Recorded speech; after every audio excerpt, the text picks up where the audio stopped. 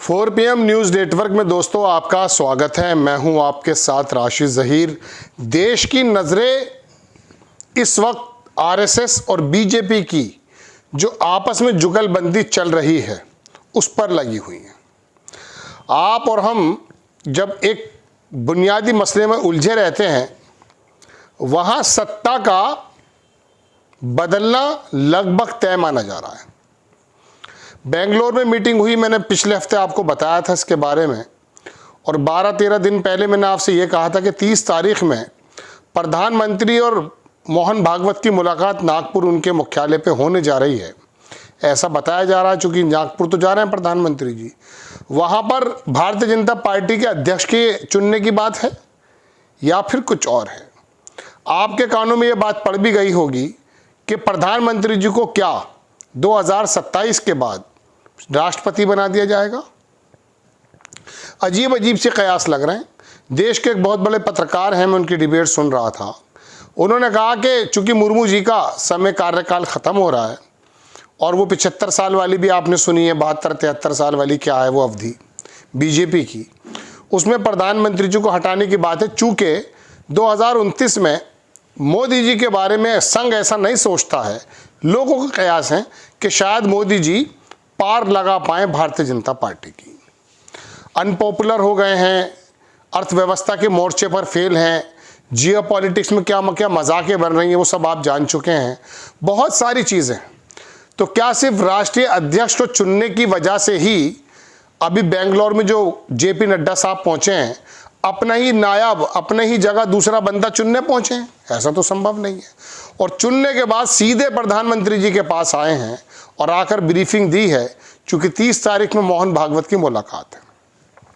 अब ये चर्चाओं का तो बाजार गर्म होगा, क्योंकि आरएसएस का एक अलग कार्यकाल है, अलग काम करने की पद्धति है, और बीजेपी का अलग विंग है।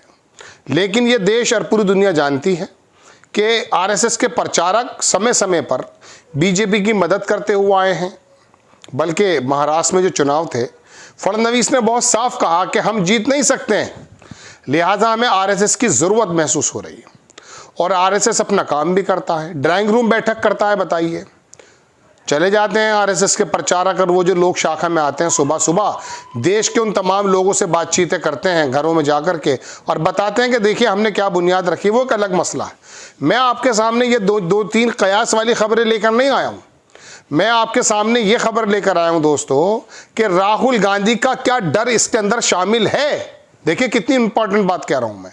राहुल गांधी का डर इस बात में शामिल है कि आरएसएस को हटाना ही पड़ेगा प्रधानमंत्री नरेंद्र मोदी को। देखिए, देश में एक वाहिद नेता जिसका नाम राहुल गांधी है, वो ऐसा नेता रहा है कि जिसने बीजेपी से ज्यादा आरएसएस पर हमले किए हैं। आरएसएस की नफरत फैलाने वाले कार्यक्रमों का उसने खुलेआम विरोध किया। और जब जब भी देश के अंदर कोई काम हो, संविधान के बदलने की हो, हिंदू राष्ट्र की हो, या कोई भी वर्गीकरण करने का मामला हो, वो हमेशा आरएसएस के बारे में राहुल गांधी इतना कहते हुए नजर आए हैं कि बाकी विपक्ष के नेताओं के अंदर इतनी हिम्मत नहीं रही।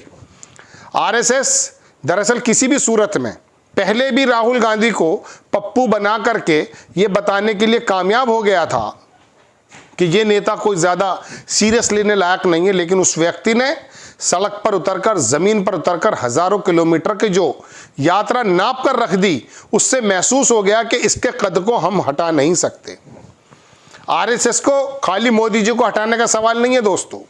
याद रखिएगा, राहुल गांधी अगर प्रधानमंत्री बन जाते हैं तो कुछ हो या ना हो, आरएसएस का संगठन इस प्रकार से साफ तो नहीं हो पाएगा, लेकिन फिर भी उसकी जड़ों को काट दिया जाएगा। जैसा कि कहते हैं कि नफरत फैलाना या वर्गीकरण करना, और देश के अंदर जितना भी ये आप चीज़ें नज़र आती हैं, मोदी जी के जाने से पहले नागपुर जाना, नागपुर का वायलेंस हो जाना, औरंगजेब को कब्र से उखाड़ करके ले आना, ये सारे काम पता है जाता कि बिना आरएसएस की मर्जी के नहीं होते।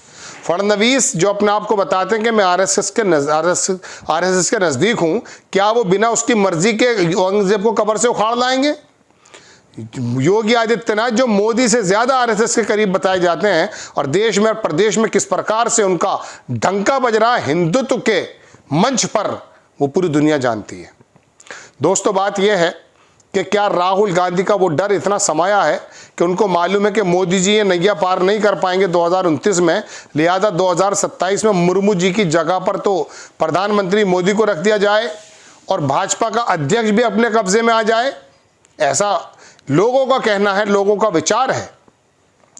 लेकिन राहुल गांधी का जो मैं कह सकता हूं कि ये डर कि अगर 2029 में राहुल गांधी की सरकार, यूपीए की सरकार या इंडिया गठबंधन की सरकार आ जाती है, वो इसलिए नहीं आती कि उनका बहुत बड़े काम है, वो इसलिए आ सकती है कि 400 सीट का नारा देने वाले मोदी जी 240-39 पर सिमट गए थे।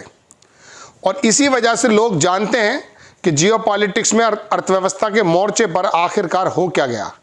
ये चुनाव जो महाराष्ट्र का है, हरियाणा का है, जो जीती हैं बीजेपी, दिल्ली का चुनाव जीती है, इसके अंदर तो आरएसएस ने वो बात करके दिखाई है जो जेपी नड्डा ने कहा था कि अब हम सक्षम हैं, अकेले जीतने के कगार पर हम ले जा सकते हैं। संघ ने उसमें भी कोई ज्यादा मुंह अपना नहीं जो है कह सकता हूं कि कहता ना बिसोरा था, वो तो बहुत लॉन्ग टर्म की प्रोसेस है।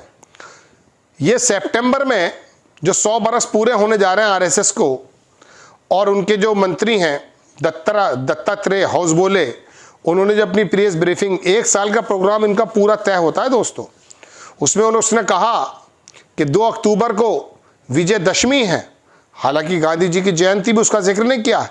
उस दिन सत्य को स्थापित करने का काम हम कर रहे हैं पूरे देश में। वो कौन सा सत्य को स्थापित करना चाहते हैं? आप और मैं महंगाई की मार में जब 2 जून की रोटी के चक्कर में पड़े हुए हैं, देश में दरअसल दोस्तों चल कुछ और रहा है। यही वजह है कि खबर देने वाले के जिम्मेदारी ये ज़्यादा बन जाती है कि जब आप अपने परेशानियों में मुनहमिक हैं और अर्थव्यवस्था और हालात ख़राब है बेरोज़गारी के और महंगाई के, उस समय आपको यदा कदा ये बता दिया जाए कि देश में दरअसल चल क्या रहा है। जेपी नड्डा जो बेंगलोर से आए हैं और सीधे प्रधानमंत्री के पास गए हैं, वो इसीलिए तो गए नहीं कि वो अपने बारे में बात करने गए थे। वहाँ से तो क्या उनको 2 टूक ये बता दिया गया कि प्रधानमंत्री पद ही चेंज होना है। और इसकी वजह अगर हुई, चूंकि आरएसएस ये बात साबित कर चुकी है कि आपसे कुछ नहीं हो पाएगा, करने वाले तो हम हैं। हरियाणा का हो या महाराष्ट्र का हो या दिल्ली का हो, चुनाव हम जिता रहे हैं आपको। और बुरा नुमाया नजर भी आया है आरएसएस की सक्रियता। और जब 5वें चरण से पहले जेपी नड्डा ने कह दिया था कि संघ के बिना भी हम जीत सकते हैं, उसके बाद ये बताया जाता कि अपने पैर वापस खींच लिए संघ ने, पता चल गया 240 पर आकर टंग गए। तो इस समय संघ का जो हैंड है वो अपर हैंड पर है। तो दोस्तों मैं आपको बताना सिर्फ ये चाहता था कि संघ को अपने सर्वाइवल का भी सवाल है। ये साउथ के अंदर जितने भी स्टेट्स इकट्ठे हुए हैं, ये संघ वहां पर पैर जमाना चाहता, केरल में, तमिलनाडु में, आंध्र में, तेलंगाना में, वहां से उसका समूल विनाश होने वाला है। ये लोग अगर एक्टिव हो गए तो ऐसे समय में राहुल गांधी 2029 में आ जाते हैं और पूरे साउथ के अंदर से इनका फिर किसी तरीके से बोरिया बिस्तर समेटता है, तो पहले संघ अपने आप को बचाएगा। उसके लिए चाहे मोदी जी को हटाना पड़े या कोई दूसरा बंदा लेकर आना पड़े। लेकिन क्या मोदी जी हट जाएंगे?